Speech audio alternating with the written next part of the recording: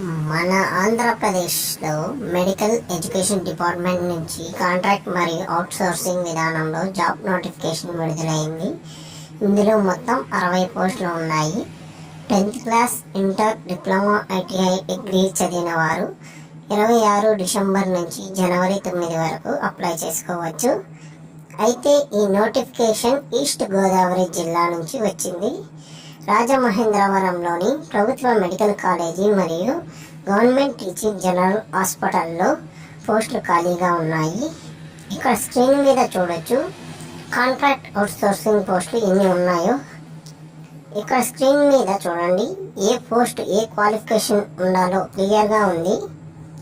ఈ జాబ్కి 42 సంవత్సరాల మధ్య గల వయసు ఉండాలి. అప్లై చేసుకునేవారు అప్లికేషన్ ఫీజ్ డిమాండ్ డ్రాఫ్ట్తో పే చేయాలి. బ్యాంకుకి వెళ్ళి principal government medical college Rajamahendravaram పేరుపై టీడీ తీసుకోవాలి. జనరల్ వాళ్ళకి 300 రూపాయలు, BC, SC, ST, ex service మ్యాన్కి 200 రూపాయలు అప్లికేషన్ ఫీజు చెల్లించాలి. ఈ జాబ్స్కి ఎటువంటి రాత పరీక్ష మరియు ఇంటర్వ్యూ లేదు.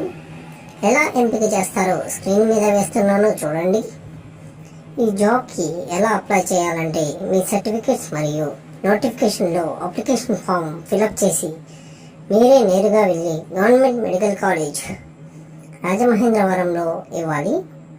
మీరు జత చేయాల్సిన డాక్యుమెంట్స్ స్క్రీన్ మీద వేస్తున్నాను చూడండి.